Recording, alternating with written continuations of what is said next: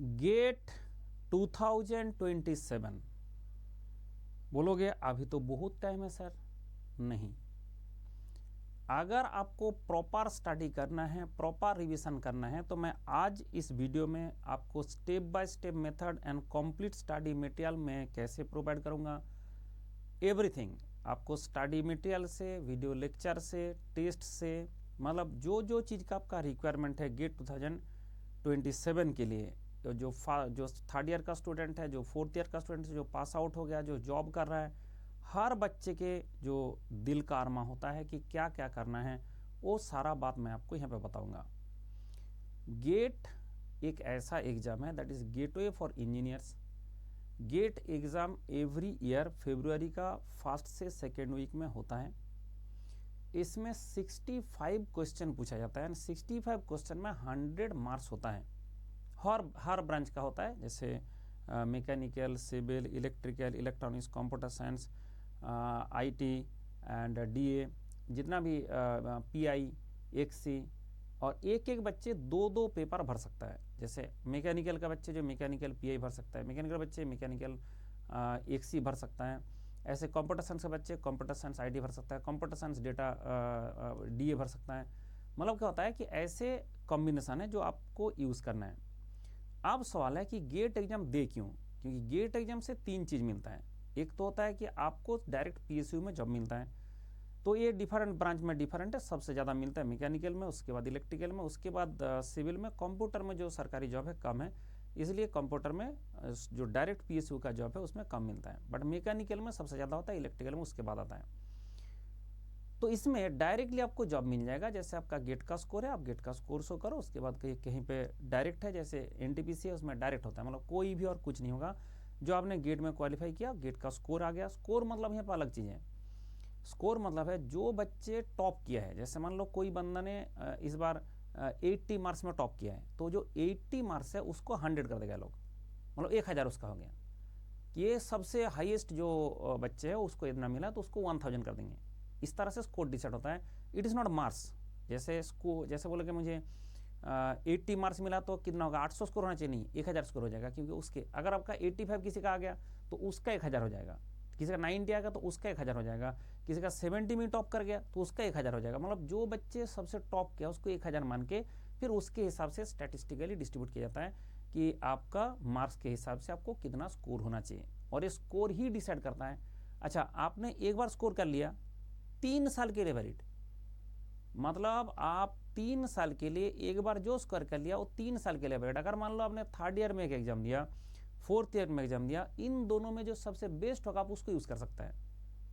अगर मान लीजिए आपका थर्ड ईयर फोर्थ ईयर में दोनों में उतना अच्छा नहीं गया, आपने और एक साल ड्रॉप लेके कर लिया, इस तीनों के अंदर जो सबसे बेस्ट होगा वो आपको आप यूज कर सकता है। तो इसलिए ये बहुत ही अच्छा एक सिस्टम है। और आईआईटी कंडक्ट करता है हर साल। आईआईटी बहुत ही सिस्टमेटिक तरीके से कंडक्ट करता है, 0 टॉलरेंस वाला है। मतलब यहाँ पे कभी भी कोई पेपर लीक की ऐसे टाइप का कोई भी चीज़ नहीं देखने को मिलता है। जो सेंटर है वो बहुत अच्छा था और ऑर्गेनाइज्ड होता है। मतलब दैट इज़ जो एग्ज़ाम है इसका मतलब सैंक्टिटी इतना लेवल का है कि सैल्यूट करना चाहिए जो लोग को कंडक्ट कराते हैं। मतलब अगर आपका टैलेंट अगर है, अगर आपने थोड़ा सा फोकस करके स्टडी कर ले, तो आपको क्या होता है, गेट अगर एक बार अच्छा परफॉर्म हो गया तो मतलब आपका ज़िंदगी बन गया। एक तो पीएसयू का जॉब हो गया, और सर मुझे पीएसयू नहीं जाना, टॉप आईआईटी आईएससी जो आपका सपना था वो आपको मिल जाएगा। ठीक है, top IIT, NIT and state का कॉलेजेस, जहाँ भी आपका मान लो एमटेक करने जाओगे, इसके बाद वहाँ पे आपको स्कॉलरशिप मिलेगा। आपको घर से पैसा नहीं लेना पड़ता है, जो स्कॉलरशिप है उससे आपका सारी चीज़ हो जाता है। कॉलेज का फ़ी है, आपका हॉस्टल का फ़ी है, वो सब सारे मिला के जनरली जो बच्चे एमटेक करते हैं उसको बचता नहीं है पैसा ज़्यादा, बट मतलब जितना आपका खर्चा है उतना खर्चा गवर्नमेंट की तरफ से आ जाता है। गेट क्वालिफाई करने से ये आपका है कि अगर आपने गेट क्वालिफाई किया तो आप जहाँ भी जो कुछ भी करने जाओगे आपको स्कॉलरशिप मिल जाएगा। मतलब पढ़ने जाएंगे तो आप जूनियर रिसर्च फेलो जा सकता है, जेआरएफ कुछ कुछ जगह में मिलता है, उसमें जा सकता है। इसके बाद कुछ फॉरेन यूनिवर्सिटीज़ है जहाँ पे जर्मनीज में है, सिंगापुर है।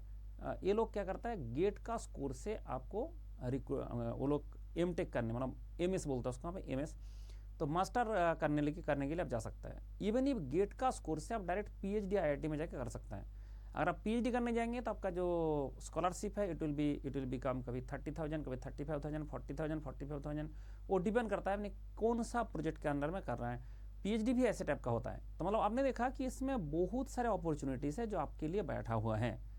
ठीक है, बच्चे तो गेट दे के 12,000 रुपये स्कॉलरशिप लेके आप बोल लो मैं आईआईटी में नहीं जाऊँगा। कुछ बच्चे कैसे होता है कि मुझे और पढ़ना नहीं है, बट देखो ज़माना जिस तरह से चेंज हुआ है, अभी ओनली बीटेक एक ना बेसिक डिग्री हो गया। जैसे हमारे ज़माने में था, मुझे देख के ऐसे लगेगा नहीं कि इतना बूढ़ा आदमी हूँ, तो मैं 2002 में पास आउट हूँ इंजीनियरिंग से। जब हो सकता है आप पैदा हुए थे, पैदा नहीं हुए थे, उससे का बात कर रहा हूँ। हमारे ज़माने में BTech degree was the best degree, उससे ज़्यादा कुछ जरूरत नहीं था। But nowadays BTech क्या होता है, बेसिक डिग्री हो गया। इसके बाद आपको कुछ ना कुछ डिग्री करना है। तो मैंने मेरा कम्युनिटी में एक सर है नवनीत जी, उन्होंने बहुत अच्छा कैरियर काउंसलिंग करता है। कैरियर के लिए उनके पास जो है मैं भी सलाह लेता हूँ। आप सोचो कि मतलब मैं तो सिर्फ इंजीनियरिंग का बात करता हूँ, उन्होंने पूरा ऑल ओवर जितना भी कैरियर होता है, चाहे वो मतलब क्लास 10 से हो, क्लास 12 से हो, इंजीनियरिंग के बाद हो, ग्रेजुएशन के बाद हो, हर टाइप का जो कैरियर काउंसलिंग उन्होंने करता है। तो इसलिए मैं बीच बीच में उनसे मिलता हूँ। तो उनको मैंने पूछा कि करना क्या चाहिए। अब मान लीजिए बच्चे हमारा पास हो रहा है 12, तो उसको क्या करना चाहिए। उन्होंने बोला एक बेसिक डिग्री है दैट इज इंजीनियरिंग, वो करा लो। That is a basic degree जो इंजीनियरिंग। अब इंजीनियरिंग करने के बाद उस बच्चे को कुछ ना कुछ करना पड़ेगा, चाहे आप एमबीए कर लो, चाहे आप एमटेक कर लो, चाहे आप पीएचडी कर लो, मतलब कुछ तो उसके बाद एक्स्ट्रा आपको करना पड़ेगा। इसलिए आपको क्या करना चाहिए, गेट देके पहले अच्छा परफॉर्मेंस लाए, उसके बाद कुछ तो एक्स्ट्रा कर ले। ठीक है, बोला नहीं मैं मुझे डायरेक्ट नौकरी चाहिए, नौकरी आपको मिल जाएगा। पीएसयू का नौकरी आपके लिए वेट कर रहा है, अगर गेट में अच्छा परफॉर्म करेंगे पीएसयू का नौकरी मिल जाएगा। अब सवाल है सर गेट एग्ज़ाम, जैसे मेरा बैकग्राउंड में मैं देख सकता है कि मेरा ये क्लास जो पहले ऑफलाइन में होता था, ये ऑफलाइन क्लास का एक्चुअल रियल फोटो है। तो ऐसा है कि मैं जो बात बताने जा रहा हूँ ये बात ध्यान रखिए। मैकेनिकल इंजीनियरिंग में number of student day by day कम होता जा रहा है, उसके कारण अभी जो अपॉर्चुनिटी है वो बहुत ज़्यादा है मैकेनिकल का than other branch of engineering. तो सबसे पहले मैं बात करूंगा कि जो गेट है उसमें जैसे मैंने सिर्फ मैकेनिकल का ही बता रहा हूँ, ऐसे हर ब्रांच का ऐसे बनाया जा सकता है, हर ब्रांच का। मैकेनिकल इंजीनियरिंग में आप देखेंगे कि जो टॉपिक वाइज है, तो ऐसे क्या होता है कि हमने ऐसे टॉपिक वाइज बनाते हैं। जैसे कौन सा आईआईटी बना रहा है, जैसे आईआईटी गुवाहाटी ने बनाया उसका मैंने बना रखा हूँ। जो पुराना पेपर है उससे हम चेक करते हैं कि देखो प्रोडक्शन से सबसे ज़्यादा वेटेज है एप्टीट्यूड, उसके बाद है मैथमेटिक्स। एप्टीट्यूड मैथमेटिक्स हर ब्रांच में सेम है। उसके बाद आता है आपका theory of machine, fluid mechanics, SOM, strength of materials, industrial engineering, thermodynamics, heat transfer, machine engineering mechanics, RAC, power plant, IC engine and engineering materials. 15 subject रहता है। अब आप देख लिया कि हमने इसको क्या किया, इसको सीक्वेंस कर दिया कि कौन सा 5 स्टार में आना चाहिए, कौन सा 3 स्टार में आना चाहिए, कौन सा कोई स्टार में नहीं आना चाहिए। तो अकॉर्डिंग टू दैट आपको प्रिपेयर करना है। कॉम्पिटिटिव एग्जाम में ऐसे नहीं कूद पड़ा हो गया।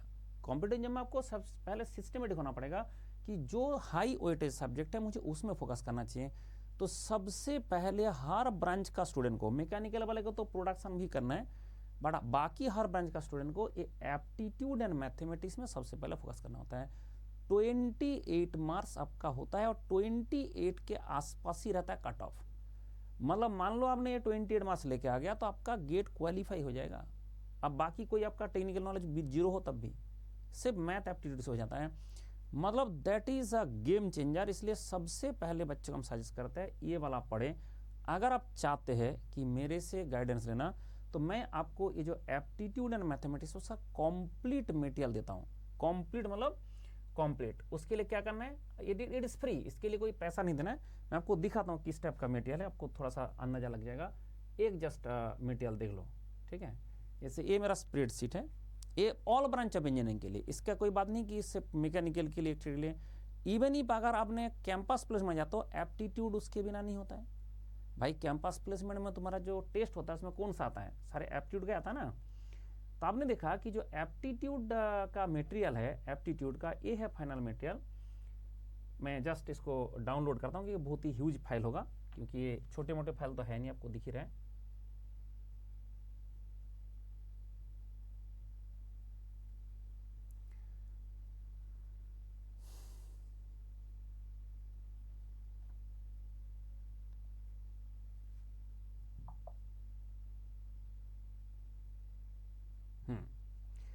इसमें क्या होगा कि जैसे अपने जब डाउनलोड करने जाएंगे तो क्या होता है कि पूरा के पूरा मटेरियल है, कितना जीबी, कितना 202 MB का फाइल है। और सर इतना क्यों? क्योंकि पूरा एप्टीट्यूड ऑल ब्रांच का इसमें कंबाइन किया गया।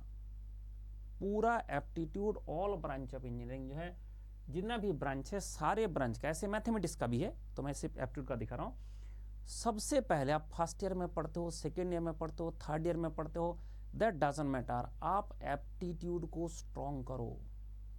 अगर एक बार एप्टीट्यूड स्ट्रॉन्ग हो गया तो जिंदगी भर का एक प्रॉब्लम सॉल्व हो जाता है। एंड इसके लिए आप चाहते हैं दिस मटेरियल जो मैं आपको दिखा रहा हूँ, it is free of cost available है। एंड इसके लिए आपको मुझे एक व्हाट्सएप करना है, मैं नंबर दे देता हूँ। उसके बाद आपको एक कंप्लीट मैथमेटिक्स एप्टीट्यूड मिल जाएगा for all branch of engineering. आप जो भी ईयर में पढ़ते हो सब कुछ आपको मिल जाएगा। आप देख सकते हैं कि टेबल ऑफ कंटेंट भी अब दिख जाएगा कि क्या क्या है, क्या क्या पढ़ा जाता है। मैं थोड़ा सा सीधा आगे चलता हूँ, जैसे मान लो 200 पेज में हम चलते हैं। ये पेज नहीं है, एक स्लाइड है, जैसे मैं क्लास में जो पढ़ाता हूँ उसी क्लास का हैंड्स आउट है। आपने देखा यहाँ पे कुछ थ्योरी पढ़ाया जा रहा है, कुछ टाइप का थ्योरी पढ़ाया जा रहा है, ऐसे कुछ टाइप का थ्योरी पढ़ाया जा रहा है, कुछ टाइप का थ्योरी कॉन्सेप्ट पढ़ाया जा रहा है। जैसे ही कॉन्सेप्ट पढ़ाया जा रहा है तो आपका कुछ कॉन्सेप्ट अभी दिख रहा है कि कॉन्सेप्ट अभी हो गया, कुछ कॉन्सेप्ट बनाया गया, फिर लास्ट 2 डिजिट कैसे कैलकुलेशन करता है वो सारे ऐसे हिसाब को दिख गया। जैसे ही ये दिख जाता है उसके बाद हम क्या करता है कि इस कॉन्सेप्ट से आज तक इस धरती में कौन कौन सा क्वेश्चन आया है वो हम पढ़ाते हैं। जैसे ये आपका क्वेश्चन है, अच्छा बोला सर जैसा अगर ऐसे क्वेश्चन है, ये मेरा सिलेक्टेड है, मतलब अभी तक जो मैंने कॉन्सेप्ट डिस्कस किया तो एप्टीट्यूड का जिस कॉन्सेप्ट से अभी तक गेट में क्वेश्चन नहीं आया तो मैंने उसको खुद से डाल रखा हूँ। और ऐसे होगा कि गेट का क्वेश्चन जिस कॉन्सेप्ट से आ चुका है, जैसे किन सा था, गेट ऑफ 2013 इलेक्ट्रॉनिक्स में आया था। इसके बाद आपका इसके बाद जो है ऐसे ऐसे कॉन्सेप्ट पढ़ाएंगे, उसके बाद कॉन्सेप्ट के साथ साथ ऐसे बहुत सारे जुगाड़ लगाया जाता है सो दैट बच्चों को इंटरेस्टिंग लगे कि क्या क्या बात कर रहे हैं। ये सारे देखो कि क्या क्या क्वेश्चन है, किस वैरायटी का होता है। तो ये सारे क्या होता है कि डिफरेंट जो कॉन्सेप्ट है हमने उसको डिस्कस करते हैं, उसके साथ क्वेश्चन। देखो जब तक क्वेश्चन नहीं करेंगे तब तक तो कोई एग्जाम नहीं निकलता है, चाहे आरआरबी का हो चाहे किसी का भी हो। हर ब्रांच का इंजीनियरिंग का क्वेश्चन लेकर आया हूँ, हर ब्रांच का इंजीनियरिंग का। जैसे मान लो अभी थोड़ा सा और आगे चलता है,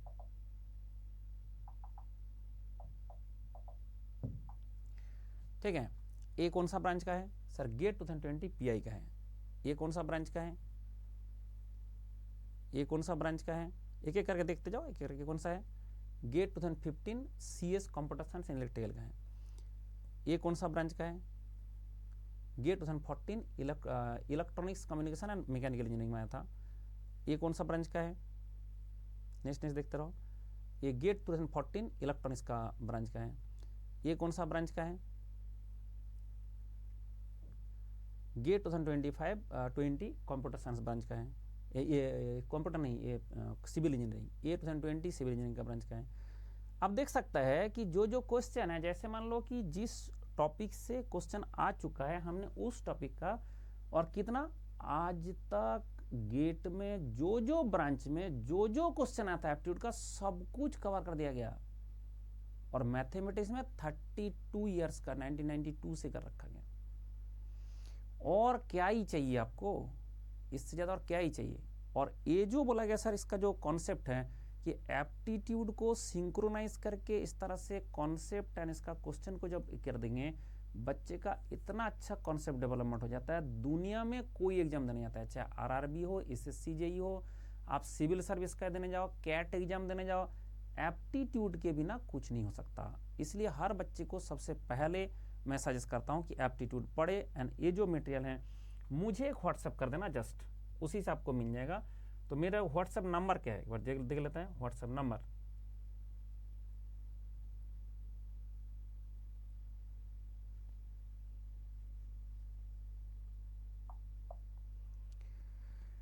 this is my WhatsApp number. तो आपको ये नंबर सेव करना है और कोई भी रिलेटेड टू गेट कोई भी चीज़ का जरूरत है आप इसमें व्हाट्सएप कर देना। कॉल मत करना, क्योंकि मैं क्लास में रहता हूँ, मटेरियल बनाता हूँ, तो मैं कॉल उठाने का मेरा टाइम नहीं है। तो ये जब मुझे जैसे आपका बाकी टाइम होता है उस टाइम में मैं सारे आंसर देता हूँ। तो आप ऐसे मैसेज कर देना, मैं आपको आंसर दे दूंगा। जो भी आपका मटेरियल चाहिए, जैसे बोला कि सर मुझे एप्टीट्यूड का मैथमेटिक्स का मटेरियल दे दीजिए, तो एप्टीट्यूड मैथमेटिक्स का मटेरियल कोई भी ब्रांच का हो, that doesn't matter.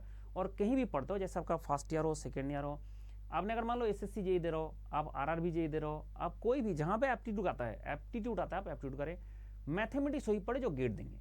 Aptitude all branch all student, और दुनिया का सबके लिए। और जो मैथमेटिक्स है, मैथमेटिक्स सिर्फ किसके लिए है ना, मैथमेटिक्स सिर्फ जो है गेट एग्जाम देंगे उस बच्चे के लिए है, ठीक है। अगर आपने फर्स्ट ईयर पढ़ते हो, सेकंड ईयर पढ़ते हो, थर्ड ईयर में पढ़ते हो, या कॉलेज का जो एग्जाम होता है उसके लिए भी है मैथमेटिक्स, बट एप्टीट्यूड उसका सारे के लिए है।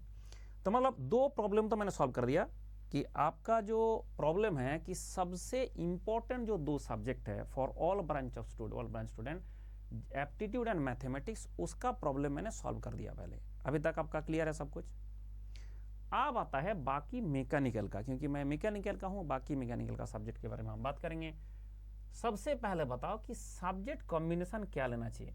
सब्जेक्ट कॉम्बिनेशन में जो मैकेनिकल है, mathematics aptitude, production industrial material science, engineering, ऐसे आपको है 1 2 3 1 2 3, कोई भी आप कॉम्बिनेशन यूज करेंगे फॉर द स्टडी, ठीक है। कौन सा सब्जेक्ट कब यूज करेंगे। स्टडी मटेरियल कहाँ से मिलेगा ना, स्टडी मटेरियल के लिए जैसे मैंने बोला ना कि आपने अगर मैकेनिकल का स्टूडेंट हो, आप मुझे सिर्फ एक मैसेज करना कि सर मुझे वो स्टडी मटेरियल दे दीजिए। तो आप क्या होगा, जैसे ही यहाँ पे देखना ना, ऐसे engineering, mechanics, mathematics, aptitude only question file, theory of metal cutting, metal forming, metrology, NCC, ऐसे करके आप देख सकते हैं। थर्मोडायनेमिक्स कितना है, 17 सब्जेक्ट का study material, it is free of cost available, ठीक है। तो आपको सिर्फ व्हाट्सएप करना है, जो नंबर मैंने दिया उसमें मिल जाएगा। अब आता है डीपीपी टेस्ट। डीपीपी टेस्ट का क्या किया कि जैसे ही आपने मेरे से कोर्स लेते हो, ये कोर्स कब आता जाएगा, फिर अनअकैडमी से कोर्स लेते हो, मेरे से कोर्स लेते हो, तो उसके बाद क्या मिलेगा ना, ये आपको मिल जाएगा। यहाँ पे देख सकते हैं टेस्ट है, कितना टेस्ट अवेलेबल है ना, यहाँ पे 600 के आसपास डीपीपी टेस्ट अवेलेबल है। डेली प्रैक्टिस प्रॉब्लम का टेस्ट है, ज़्यादा क्वेश्चन नहीं, कभी 10 क्वेश्चन है, 15 क्वेश्चन है, 12 क्वेश्चन है, ऐसे क्वेश्चन होगा, बट ये सारे डीपीपी टेस्ट है। जैसे आपने पढ़ते जाओगे उसके साथ साथ टेस्ट देते जाओगे, तो इस तरह सबका डीपीपी टेस्ट का भी प्रॉब्लम इस तरह से सॉल्व किया गया। तो you have to go through this also, आपको डीपीपी जो है, डीपीपी प्रॉब्लम ही सॉल्व करना है। अब आता है टेस्ट सीरीज। टेस्ट सीरीज जो होता है, हमेशा जो डीपीपी मैंने टेस्ट दिया उसके बाद हमेशा आपको टेस्ट सीरीज का सब्जेक्ट वाइज देना है। और ये फुल लेंथ मतलब होता है कि पूरा जो गेट का 65 क्वेश्चन आता है, 3 घंटे टाइम रहता है, वो आपको करना है एकदम जनवरी में, उससे पहले नहीं। जनवरी 2027 का आप टारगेट करो, 2027 जनवरी में जाके फुल लेंथ टेस्ट देंगे। उससे पहले हमेशा सब्जेक्ट पढ़ेंगे, रिवीजन करेंगे, टेस्ट देंगे, सब्जेक्ट करेंगे, रिवीजन पढ़ेंगे, टेस्ट देंगे। Time frame, that is a very important thing. Time frame का मतलब होता है कि जैसे आपने पहले डिसाइड कर लो कि आप 2027 का गेट देने वाले हो, तो आपने क्या करेंगे, सारा सब्जेक्ट का सब कुछ नहीं पढ़ सकते, तो फिर आपको क्या होगा, जो 5 स्टार सब्जेक्ट है, सारे 5 स्टार सब्जेक्ट पहले पूरा मतलब उखाड़ देना है। ऐसे मतलब लगना है कि उखाड़ ही दूंगा सारे 5-6 सब्जेक्ट हैं।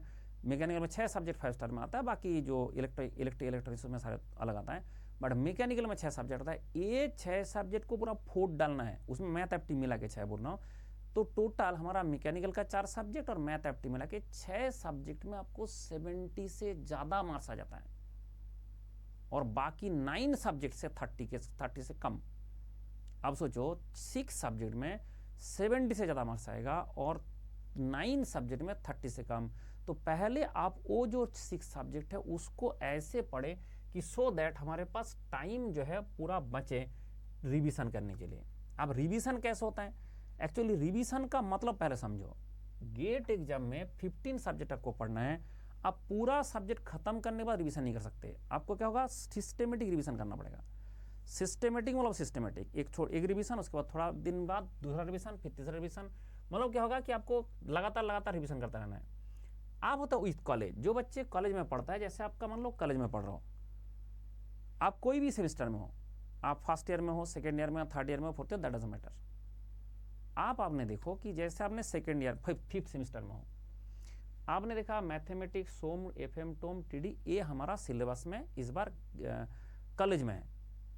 तो मैं क्या कर रहा हूँ, इसमें आपको एक्स्ट्रा कुछ नहीं पढ़ना है। आपका सिलेबस में कॉलेज में जो है, कॉलेज में आज इस बार जो पढ़ाया जा रहा है वही चीज़ आप यहाँ से पढ़ लो। कहाँ से, आपका क्या था, मैथ था, यहाँ पे प्रोडक्शन का कोई टॉपिक था, आपका एप्टीट्यूड था, स्ट्रेंथ ऑफ मटेरियल में को जो सब्जेक्ट आपका इस बार है वो पढ़ना है। लेकिन कभी कभी देखोगे मैथमेटिक्स को 3 सेमेस्टर में पढ़ा रहे हैं, फ्लूइड मैकेनिक्स को 3 सेमेस्टर में पढ़ा रहे हैं, तो फिर कैसे करोगे ना। इसलिए हमने क्या किया, ये जैसे मैंने फ्लूइड मैकेनिक्स पढ़ा रहा हूँ, इसमें क्या किया, ये जो भी मैंने लेक्चर दे रहा हूँ इसके इस लेक्चर में क्या डिस्कस किया गया वो लिखा है। तो क्या होगा आपका कॉलेज में आपने देखा कॉम्प्रेसिबिलिटी पढ़ा रहा है, सर्च कर लो और कॉम्प्रेसिबिलिटी वाला लेक्चर यहाँ पे क्लिक करोगे डायरेक्ट क्लास खुलेगा, यहाँ पे क्लिक करोगे डायरेक्ट क्लास खुलेगा।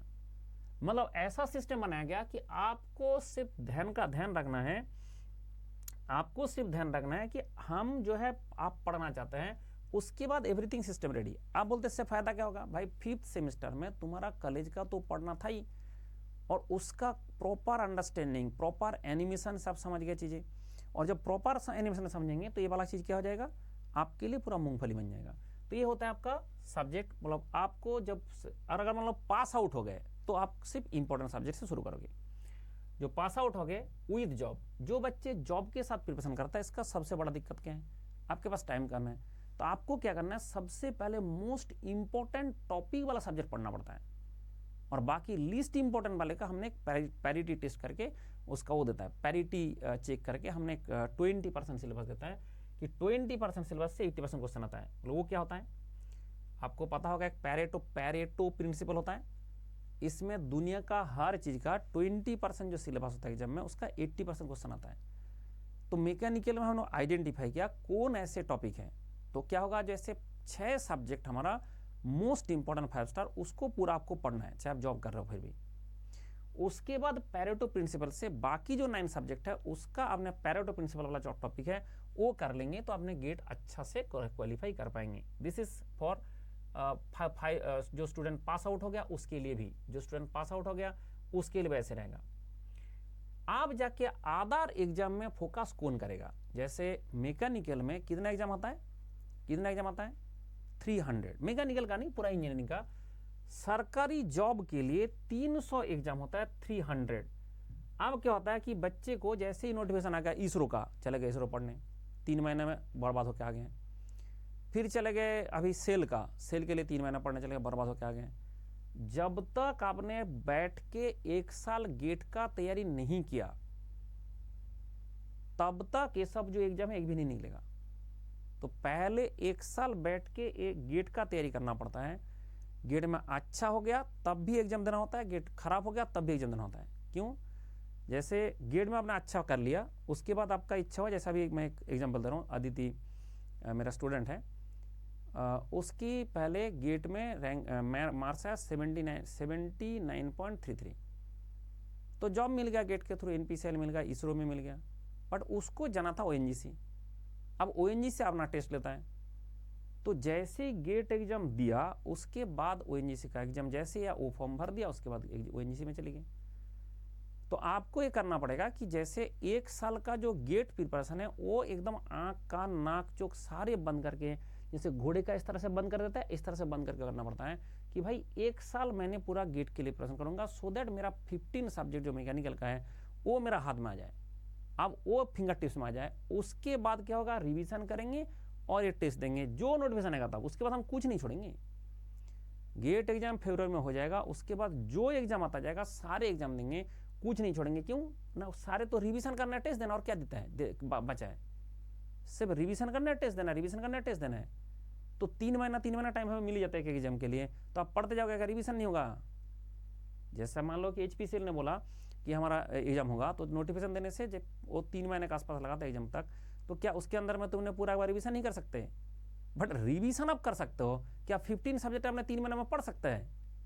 तो सबसे बड़ा जो बेवकूफ़ी होता है कि बच्चे क्या करता है कि जो नोटिफिकेशन आया लग गया पढ़ने, भाई पहले 1 साल आँख कान जैसे घोड़े के तरह से रास्ता आँख को बंद करके गेट का प्रिपरेशन करना पड़ता है। उसके बाद जो नेक्स्ट ईयर है उसी ईयर में आप कर सकते हैं।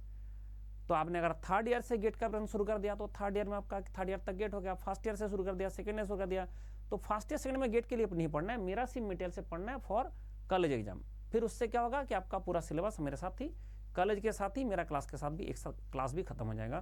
तो ये कंबाइन कर जाता है कॉलेज के साथ। बट आपने 3rd ईयर में हो तो आपको क्या करना पड़ेगा, कॉलेज का भी पढ़ना पड़ेगा, थोड़ा सा एक्स्ट्रा में पढ़ना पड़ेगा, सो दैट हमारा सिलेबस 3rd ईयर में खत्म हो जाए। फिर अपने 4th ईयर में क्या करेंगे ना, और एक बार गेट भी देंगे और जितना भी एग्जाम आएगा वो देते रहेंगे। अब लॉजिक क्लियर हुआ। तो मतलब there is a systematic plan कि आपको कुछ ना दिक्कत फेस करना पड़े। 3rd ईयर में आपने 3rd ईयर में एंट्री कर रहे हो तो 3rd ईयर में गेट के लिए प्रिपरेशन शुरू कर दो। पूरा थर्ड ईयर अपने कॉलेज का पढ़ते रहो, गेट का पढ़ते रहो, आपका पूरा सिलेबस कंप्लीट हो जाएगा। फिर फोर्थ ईयर में जाके आप जो भी ऐसे 300 है, एक नहीं, ऐसे सरकारी एग्जाम 300 है, तो आप 300 जो आपका सरकारी नौकरी है उसका जो भी नोटिफिकेशन आएगा आप उसमें भरते रहो, और उसके बाद आप क्या करो कि आप जाके उसको रिवीजन करो, टेस्ट दो, रिवीजन करो, टेस्ट दो, ऐसे करते करते आपका फोर्थ ईयर में 3-4 नौकरी मिल जाएगा। अगर ऐसा आपने कोई सही में किया तो 3-4 नौकरी तो फोर्थ ईयर में मिल जाएगा। एक दो आपका एक के लिए सोच रहे हो, 300 सरकारी नौकरी है तो क्यों नहीं मिलेगा। तो इस तरह से आपका जो है सोच विचार करना है। तो मेरे हिसाब से सारी बात मैंने कर दिया हूँ जितना आपको समझना चाहिए। एंड रिपीटर्स, एक रिपीटर स्ट्रेटेजी बताता हूँ। रिपीटर्स का क्या करना है कि जो बंदा एक बार गेट दिया उसको फेलियर हो गया, उसका कारण पहले ढूंढना है। क्योंकि पूरा देश में जो कोचिंग इंडस्ट्री है वो लोग क्या करता है, पढ़ाते हैं सिर्फ थ्योरी, और गेट में आता है क्या, क्वेश्चंस। तो क्या करना है ना, थ्योरी के साथ क्वेश्चन को हमें इंक्लूड करना है। तो जैसे मैंने आपको मैथमेटिक्स दिया हूँ, एप्टीट्यूड दिया हूँ जो आपको दिखा रहा था, सेम तरीका से हर सब्जेक्ट का मैं बना रखा हूँ, पूरा मैकेनिकल का बना कर रखा हूँ। हर कॉन्सेप्ट के साथ उसका जितना भी क्वेश्चन है आज तक इस धरती में जितना आया, सारे क्वेश्चन हमने उसके साथ जोड़ के रखा है। अब क्या होगा कि आप जब क्लास करेंगे उसी में आपको दिख जाएगा कि अच्छा ये टॉपिक से आज तक ये क्वेश्चन है, ये टॉपिक से आज तक ये क्वेश्चन है, बस हो गया, बात खत्म। तो इस तरह से आप अगर करेंगे तो दुनिया का कोई भी एग्जाम आपको रोक नहीं पाएगा, दुनिया का कोई भी एग्जाम रोक नहीं पाएगा, ये गारंटेड है। तो इसलिए रिपीटर्स को क्या करना है, आपको सबसे पहले वो पहले जो पुराना जो भी मेथड था उसको छोड़ना है, नया तरीका से शुरू करना है, और हमेशा थ्योरी के साथ कॉन्सेप्ट। पहले तो जो आप पढ़े थे उसको फेंक देना है, उसके बाद दोबारा से जब करेंगे दोबारा से लिखना भी है, नहीं तो फिर खोपड़ा में घुसेगा नहीं। आपको लगता है हाँ हाँ मुझे तो आता है, अरे आता 1 साल पहले अगर आता भी था, अभी भूल नहीं जाओगे। तो आपको दोबारा से जो रिपीटर्स का नाम नहीं समझना है, आपको समझना है यू आर फ्रेशर, ठीक है। फिर आपको क्या करना चाहिए ना, सबसे इंपॉर्टेंट सब्जेक्ट से शुरू करना चाहिए, इंपॉर्टेंट सब्जेक्ट से शुरू करो, उसके बाद उसको पढ़ो, रिवीजन करो, टेस्ट दो, आगे बढ़ो, ठीक है। तो उससे क्या होगा कि आपका एग्जाम टेम्परामेंट पता चल जाता है कि कैसे हुआ था, क्या दिक्कत हुआ था। लेकिन पिछले साल जो सब्जेक्ट से क्वेश्चन आया था, जो टॉपिक से क्वेश्चन आया था, इस साल पूरा ही चेंज हो जाएगा। इसलिए आप ऐसे नहीं कर सकते कि पिछले साल जो मिस्टेक किए थे उसी को सुधार के चले जाएं। इसलिए आपको पूरा मैं बोल रहा हूँ कि आप रिपीटर्स हो, लेकिन आपको पूरा के पूरा फ्रेशर्स की तरह पढ़ना पड़ेगा, ठीक है। अब मेरे पास एक बहुत ही तोप चीज़ है, दिल का अरमान वर्सेस रियलिटी।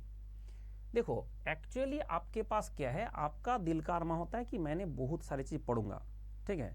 आपका दिमाग में ऐसा लगता है कि सर मुझे शायद गेट उखाड़ने के लिए पता नहीं क्या क्या पढ़ना पड़ेगा, GATE is very tough. GATE very easy है उसके लिए जो कॉन्सेप्ट के साथ क्वेश्चन सॉल्व करना जानते हैं। मैं आईएएस ऑफिसर हूँ, आईएएस का टॉपर हूँ, मैं रेलवे में था। आज मैं मेरे साथ जो बैचमेट्स है उसके अगर मिलना है आपको, वो किसी का मेरा बैचमेट से अगर मिलना है तो आपको परमिशन मिलना ही मुश्किल है। अब मिल के दिखाओ, मेरा कोई फ्रेंड से भी, ठीक है, जितना जो वो पोस्ट में बैठे हैं किसी में आपको मिलने, कोई चीफ विजिलेंस ऑफिसर है भाई, मिलने ही नहीं देंगे। मैं मिलने जाता हूँ 10 बार मैं फ़ोन करता हूँ कि पहले तुम लोग मुझे सारे बता दो, जो सिक्योरिटी जितना है उसको सबको बता दो कि मेरा फ्रेंड आ रहा है उसको पहले एंट्री कराना ठीक है। मैं फ़ोन करके फिर जाता हूँ, क्योंकि मुझे ही जो है उसका 10 फॉर्मेलिटी कराना शुरू कर देंगे। फिर उसके बाद मतलब जबकि पता है कि मुझे अपॉइंटमेंट है उसके बाद भी, तो इसलिए वो पहले मैं बोलता हूँ तुम्हारा सारे सिक्योरिटी को बोल के रखो कि मैं आऊँगा, तो मुझे जो है पहले पता होना चाहिए उन लोगों को। तो मेरा गाड़ी का नंबर भेज के उसका सब बता के सारे सिक्योरिटी को पता रहता है कि इसका फ्रेंड आ रहा है अभी मिलने, तो उस फिर जैसे आता है तब सैल्यूट करके अंदर घुसाता है। लेकिन आप अगर मिल के दिखाओ तो ऐसे बड़ा पोस्ट छोड़ के हमने कोचिंग कराने आ गए, क्योंकि मेरा दिल का अरमान ये था कि मैं ऐसा सिस्टम डेवलप कर दूंगा जो दुनिया में है नहीं। जैसे पूरा कोचिंग इंडस्ट्री में थ्योरी का पूरा बाढ़ चल रहा है, और थ्योरी से बच्चे का सिलेक्शन होता नहीं है, चारों तरफ में फेलियर देखने को मिलता है। मैंने क्या किया, सबसे पहले मैंने आया और मैंने सबसे पहले दुनिया ही बदल दिया। हर सब्जेक्ट को, ये नहीं एक नहीं दो नहीं 17 सब्जेक्ट को मैंने पूरा के पूरा दुनिया भर हिला दिया कि भाई कॉन्सेप्ट के साथ क्वेश्चन को डालो। क्योंकि एग्जाम में वो फॉर्मूला नहीं आता है, एग्जाम में कॉन्सेप्ट नहीं आता है, एग्जाम में आता है आपका क्वेश्चन। तो कॉन्सेप्ट डेवलप करना है, उसी से क्वेश्चन सॉल्व होगा। कॉन्सेप्ट के साथ क्वेश्चन को डालो, ये नहीं कि कॉन्सेप्ट को अलग कर दिया क्वेश्चन को अलग कर दिया। तो इसलिए मैंने बोला शादी करा दो, कॉन्सेप्ट प्लस उसका शादी करा दो। इसलिए मेरा एक वीडियो भी है इस टाइप का कि आप देख सकते हैं कि इसमें कॉन्सेप्ट प्लस कॉन्सेप्ट के साथ उसका शादी कराया गया ठीक है, कॉन्सेप्ट के साथ शादी कराया गया दिस।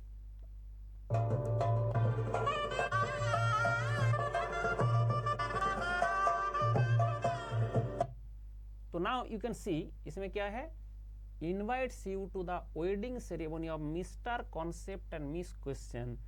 पंडित है इसके मंडल। तो मेरा क्लास जो है वो यही है कि कॉन्सेप्ट के साथ क्वेश्चन को कैसे इंटीग्रेट किया जाए। आपको कुछ नहीं करना है, एप्टीट्यूड में दे दिया ना, आप कोई भी ब्रांच का हो, आप एक बार दो चार पन्ना भी खोलोगे आपको दिख जाएगा कि आप आज तक जो पढ़ रहे थे और मैंने जो बना के दिया उसमें डिफरेंस क्या है, कि सिलेक्शन क्यों होता है। अब होता है सिलेक्शन, मेरा स्टूडेंट का ऐसा नहीं सिर्फ गेट में ही सिलेक्शन रहा है, क्योंकि हमने बोला क्या, गेट एग्जाम के बाद मैं क्या करता हूं, हर बच्चे को 300 जो सरकारी एग्जाम उसमें लगाता हूं कि चलो अब सरकारी एग्जाम निकाला जाए। इसके बाद आप देखोगे कि मेरा जो स्टूडेंट है वो एक के बाद एक सिलेक्शन करता रहता है। एक किस में सिलेक्शन हुआ, HPCL में, अलग से टेस्ट था इसमें, DRDO में, एक किस में सिलेक्टेड हुआ, राइट्स में। अब देख रहे हैं, ऐसे एक नहीं दो नहीं, ऐसे आता ही रहता है, ऐसे आता ही रहता है। आप देखते रहो देखते रहो देखते रहो देखते रहो। जो मेरा फेसबुक खोलोगे सिर्फ सिलेक्शन ही सिलेक्शन, आप घर में बैठे हो नौकरी मिलेगा नहीं मिलेगा, लेकिन ये जितना भी सिलेक्शन है 1 साल पहले गेट के लिए पढ़ना पड़ेगा, उसके बाद ये सब सिलेक्शन होता है। नौकरी के लिए एक पहली बार अगर आपने नौकरी के लिए चला गया नहीं होगा, क्योंकि वो 3 महीना का टाइम देता है, 3 महीने में मैकेनिकल सिलेबस खत्म नहीं होता है। और एक बार गेट का प्रिपरेशन कर लिया पूरा तरीका से, उसके बाद जो एग्जाम दोगे वो क्वालिफाई होगा, आप देख सकते हैं एक के बाद एक। मतलब क्या होता है कि नौकरी, जो सरकारी नौकरी का आप टेंशन लेके बैठे हो, टेंशन लेने का जरूरत नहीं है, आपको सिर्फ शुरू करना है। बट गेट का प्रिपरेशन पहले, गेट 2027 के लिए फर्स्ट टाइम आप अगर प्रिपरेशन कर रहे हो तो आप पहले, मैंने अब नंबर दे दिया। अच्छा, दूसरा एक मैं बात बता दूं, जैसे अनअकैडमी में क्या होता है, अनअकैडमी में हमेशा ना कुछ हमारा यहाँ पे चलता रहता है। अच्छा, जो चीज़ शुरू किया था उसमें बता दिया जाए कि आपको क्या होगा कि जो कुछ भी करना है टाइम फ्रेम में करना है। जब फर्स्ट ईयर है सेकेंड ईयर है, जैसे आपने सेकेंड ईयर का स्टूडेंट हो, मैंने फर्स्ट ईयर का तो बोला कि फर्स्ट ईयर का सेकेंड ईयर दोनों सेम रहेगा, first year and second year का दोनों सेम रहेगा। तो ये आपका same for the first year, कि आपका दिल का अरमा क्या है कि मैं किताब भी पढ़ूंगा और मैंने मंडल्स का दीनी इलाही, मेरा जो मटेरियल है उसका नाम दीनी इलाही। उसका कारण ये है कि उसमें सब कुछ है ना, थ्योरी भी है, क्वेश्चन भी है, कॉन्सेप्ट भी है, एप्लीकेशन भी है, सब कुछ है। उसके चक्कर में उसका नाम है, उसमें PYQ भी है, सब कुछ है उसमें और कुछ और एक्स्ट्रा कुछ नहीं करना आपको, इसलिए उसका नाम है दीनी इलाही। तो ये जो फर्स्ट ईयर का सेकेंड ईयर का स्टूडेंट है, ये 2-4 किताब भी पढ़ सकते हैं एंड मेरा मटेरियल फॉलो कर सकते हैं। इट इज़ पॉसिबल, क्योंकि आपके पास टाइम है। फर्स्ट ईयर सेकेंड ईयर का बच्चे हैं, सेकेंड ईयर का फर्स्ट ईयर का, जो आपका बाकी जो सब्जेक्ट्स हैं, मैंने सारे सब्जेक्ट का मैंने बना के दिया हूँ कि आप ऐसे कर सकते हैं। लेकिन जो थर्ड ईयर का स्टूडेंट है, आपका दिल का अरमान क्या है कि मैं ये सारे किताब पढ़ूंगा, लेकिन आपके पास टाइम नहीं होगा। बट हमने कुछ किताब दे रखा है कि फिर भी आप थर्ड ईयर में हो, BS ग्रेवाल का मैथमेटिक्स, टीमोशेंको का सोम एंड PK नग का थर्मोडायनामिक्स, ये 3 बुक आप पढ़ सकते हो और कोई भी बुक पढ़ने का आपका टाइम नहीं होगा। सिर्फ आपको दीनी इलाही पढ़ते रहना है और टेस्ट देता रहना है। अगर आपका 4th ईयर 5th ईयर में चले, 4th ईयर हो गया, पास आउट स्टूडेंट हो गया, तो इसके बाद आप कुछ नहीं कर सकते। कोई किताब पढ़ने का जाएंगे तो 1 साल में 1 सब्जेक्ट खत्म नहीं होगा, ठीक है। 1 सब्जेक्ट खत्म करने के लिए 1 साल लग जाएगा। तो इसलिए क्या करना है ना, उस टाइम में आपको सीधा मेरा दीनी इलाही पढ़ना है। इसमें सब कुछ है, इसमें आपको और कुछ नहीं, थ्योरी भी है, क्वेश्चन भी है, फॉर्मूला भी है, एप्लीकेशन भी है, PYQ भी है, सब कुछ उसमें है, IAS भी है, गेट भी है, जो 300 एग्जाम का सारे सब कुछ है उसमें, इसलिए उसका नाम है दीनी इलाही। तो ये आपका जो है सारे सब्जेक्ट का है, सारे सब्जेक्ट का जितने भी सब्जेक्ट है सारे सब्जेक्ट का है, इसलिए आपको 4th year and pass out student के करना है। तो मेरे हिसाब से मैंने सब कुछ यहाँ पे डिस्कस किया एंड इसके बाद मैं एक ही चीज़ बोलूँगा, हमारा थोड़ा सा प्रचार है। आप अगर अनअकैडमी ज्वाइन करना चाहते हो, क्योंकि देखो एक होता है पढ़ना, आप खुद से पढ़ेंगे, दूसरा होता है कि आप अंडर गाइडेंस पढ़ेंगे। तो हमारा क्या होता है कि ऑल इंडिया मॉक टेस्ट हो रहा है अभी, जो 2026 का गेट है उसके लिए आप जरूर ये मॉक टेस्ट दे। ये आपका QR कोड स्कैन करके, खुसरो मेरा कोड है, उससे ज्वाइन करें।